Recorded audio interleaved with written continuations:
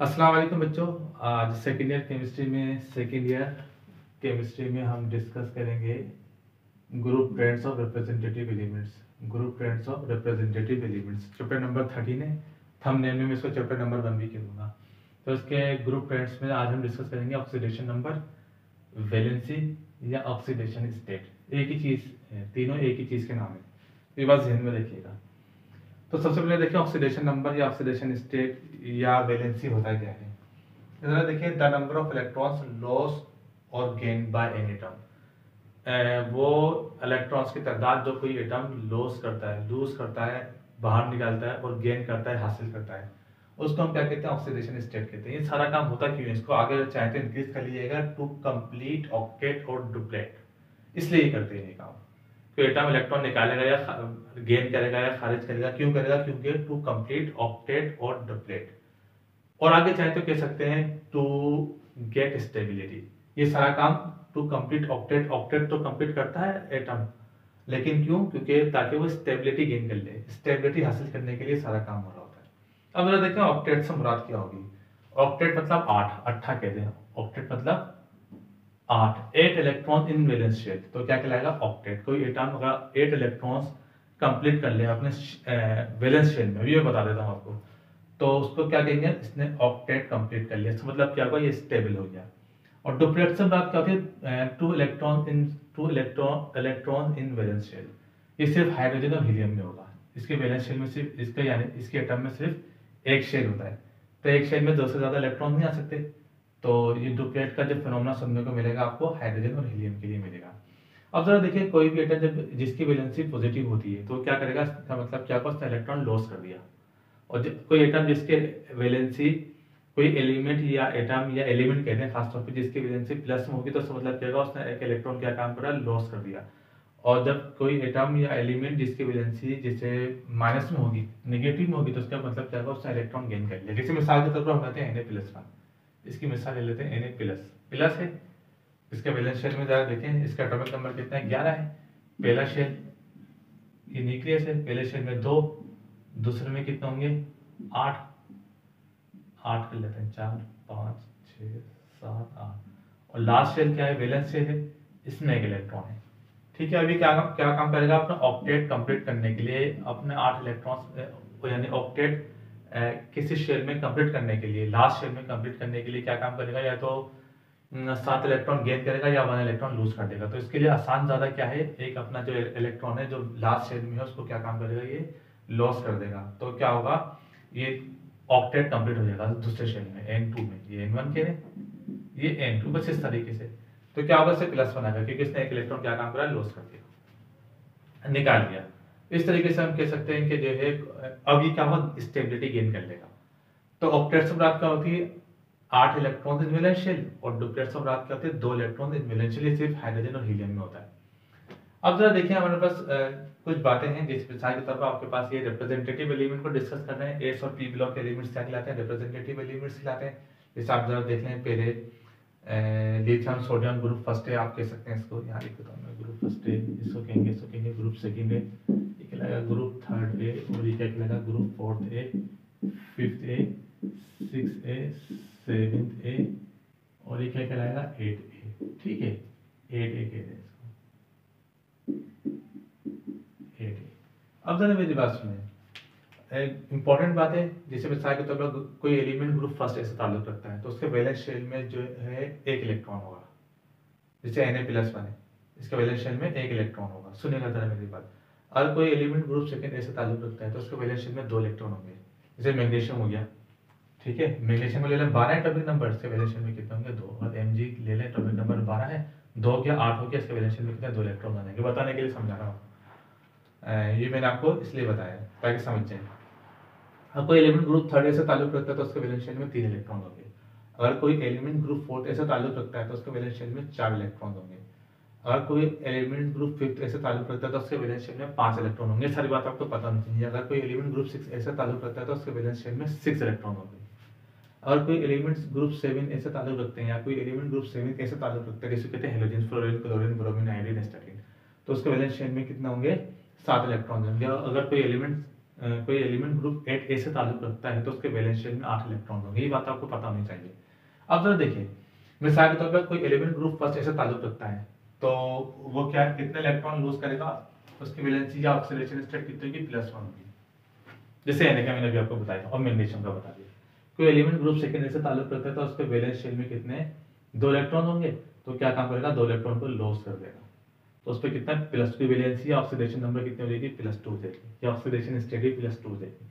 अगर कोई element group third ऐसे ताल्लुक रखता है तो वो क्या काम करेगा, अपने जो इसकी वैलेंसी होगी +3 होगी, इसका मतलब क्या होगा, अपने अंदर से 3 इलेक्ट्रॉन को लॉस कर देगा। ठीक है, ये तो होते हैं कुछ रूल्स मैंने आपको बताए। मिसाल के तौर पर ग्रुप 4 को ले लें।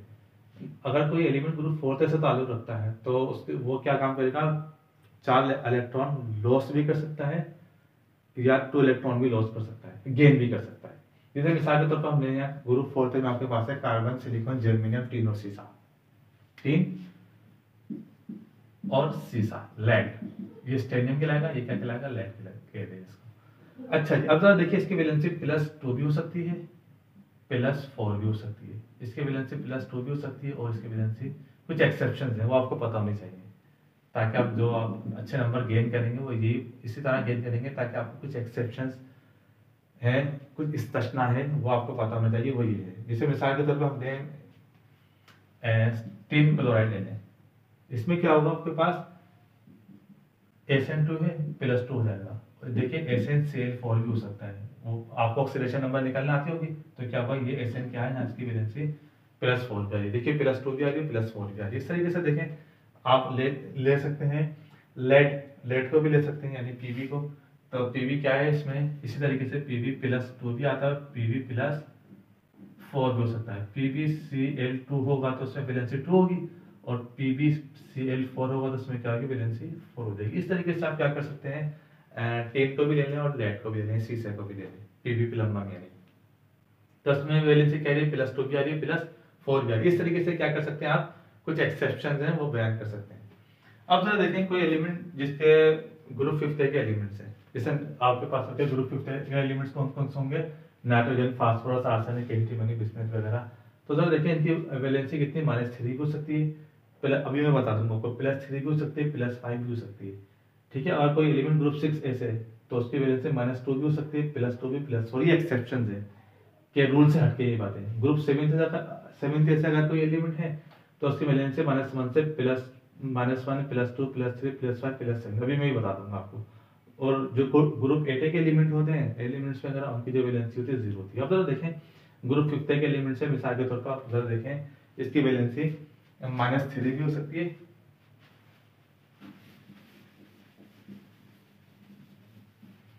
किस तरीके से होगी, जैसे मिसाल के तौर पर आपके पास HNO3 है, नाइट्रोजन है ना, नाइट्रोजन, और इसको 5th और 6th ले लें, दोनों आ जाएंगे इसमें, HNO3 है। अब जरा देखें हाइड्रोजन पे कितना है, +1, हाइड्रोजन पे कितना है, +1, और ऑक्सीजन कितना है, या -4 हो जाएगा, -6 हो जाएगा। तो अब जरा देखें क्या होगा, +1 और -6, +1 -6 कितना आएगा, -5 है, इक्वल प्लस हो जाके प्लस हो जाएगा, तो इसमें क्या आएगा, इसकी वैलेंसी कितनी आएगी, +5 आ गई। इस तरीके से आप इसकी ऑक्सीडेशन स्टेट वगैरह निकाल सकते हैं। तो इस तरीके से आप क्या है, इसको अंडरलाइन कर लीजिए, नाइट्रोजन +5 आ गई। ठीक है, इसकी वैलेंसी +2 भी हो सकती है, जैसे नाइट्रस ऑक्साइड HNO2 ले लें हम, जैसे इन केस HNO2 ले लें हम।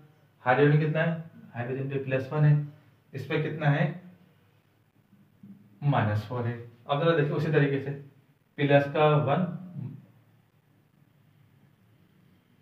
-4, प्लस माइनस माइनस माइनस का 3 आ गया, इक्वल प्लस जाके क्या होगा, +3 हो जाएगा, तो इसकी वैलेंसी कितनी आ जाएगी, +3 आ जाएगी।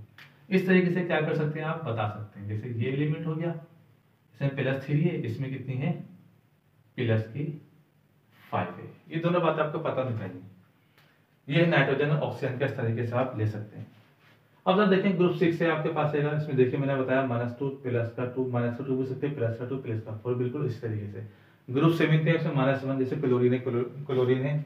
अब जरा देखें क्लोरीन का बता दूं मैं आपको, जैसे क्लोरीन का एटॉमिक नंबर कितना है, 17 है ना, ये पहला शेल हो गया, पहले शेल में कितने 2, दूसरे में कितने होंगे 8 आ जाएंगे।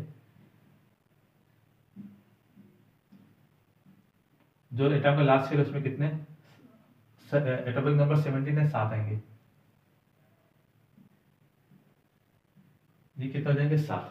ठीक है, अभी क्या काम करेगा, एक इलेक्ट्रॉन वैलेंस शेल में कितने 7 इलेक्ट्रॉन हैं, तो स्टेबिलिटी गेन करने के लिए, ऑक्टेट कंप्लीट करने के लिए 7 इलेक्ट्रॉन तो लॉस नहीं करेगा, तो क्या काम करेगा, एक इलेक्ट्रॉन को क्या काम करेगा, गेन कर लेगा।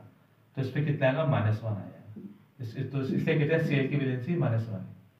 ठीक है, एक बात तो ये हो गई, ये बात जरा ध्यान में रखिएगा। अब जरा देखिए हम यहाँ पे ग्रुप संविधा की बात करते हैं। जैसे ग्रुप संविधा में HCl आ गया, अच्छी तरह देखिएगा HCl प्लस माइनस, चलो ये तो हो गई। अब जरा देखिए HCl जो मैं बताना चाह रहा हूँ आपको, जरा देखिएगा इसकी वैलेंसी कितनी है। HCl हम बात करते हैं, H पे कितना +1 आ गया, ठीक है, जबकि ऑक्सीजन कितना -2। अब जरा देखिए इसमें ऑक्सीजन क्लोरीन की वैलेंसी +1 आ जाएगी, जैसे प्लस का 1 Cl, ये माइनस का 2, प्लस माइनस माइनस माइनस का 1 आएगा, इक्वल के साथ जाके +1 हो जाएगा। तो क्या होगा, क्लोरीन पे कितनी आएगी, +1 आ जाएगी, +1। इसकी वैलेंसी कितनी आएगी Cl की, +1 हो जाएगी। इस तरीके से आप इसको बता सकते हैं, जैसे मैंने आपको यहाँ बताया -1 भी हो सकती है, +1 भी हो सकती है, +3 भी हो सकती है। कैसे हो सकती है, जरा ये देखें, इसी तरह आप देख लें, यहाँ देख लें, ये आपके पास है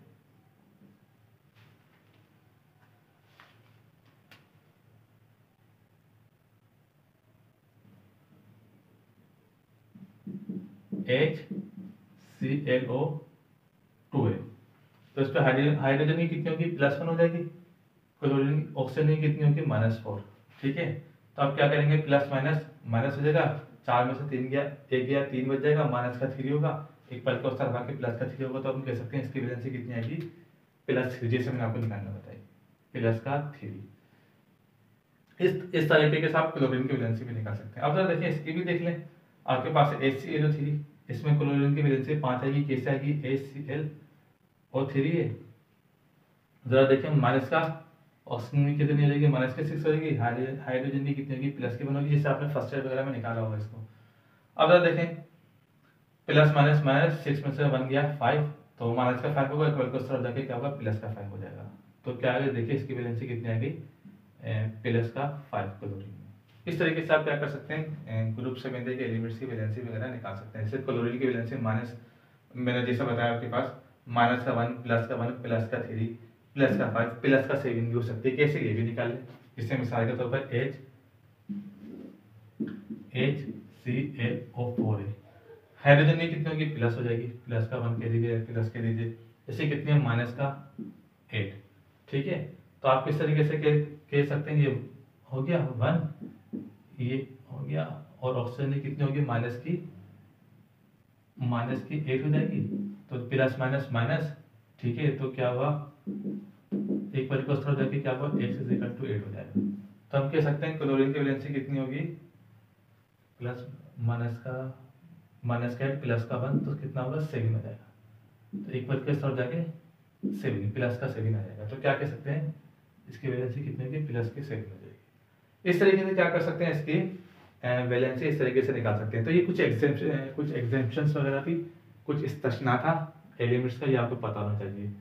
तो ये जैसे मैंने आपको बताया, ये तो ग्रुप फर्स्ट की वैलेंसी +1 रहेगी, ग्रुप सेकंड की +2 रहेगी, ग्रुप थर्ड की +3 रहेगी, ग्रुप फोर्थ की जैसे मैंने बताया कि लेड में और स्टेनियम में, एसएन में, टीन में, यानी कि चेंज हो जाती है। जबकि ग्रुप फोर्थ में +2 +4 दोनों है, ग्रुप फिफ्थ में क्या -3 माइनस +3 +5 है, जो मैंने आपको निकाल के दिखाया ऑक्सीजन नाइट्रोजन वगैरह। इस तरीके से देख लीजिएगा, ग्रुप सेवन का भी देख लें, जब मैंने HCl HClO HClO2 HClO3 HClO4। ठीक है, इस तरीके से इसकी क्या हो सकती है वैलेंसी, माइनस का 1 भी हो सकती है, प्लस का 1 भी हो सकती है, प्लस का 3 प्लस का 5 प्लस का 7।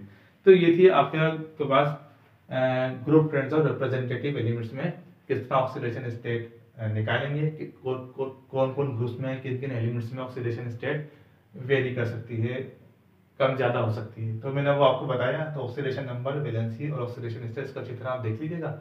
अब इसको देखिए, ग्रुप में मैंने बताया आपको, जैसे मिसाल के तौर पर ग्रुप फर्स्ट है, ग्रुप सेकंड है, थर्ड है, फोर्थ है, फिफ्थ है, सिक्स्थ है, 7 8 है, पीरियड में देखें तो ये ग्रुप फर्स्ट पीरियड कहलाएगा।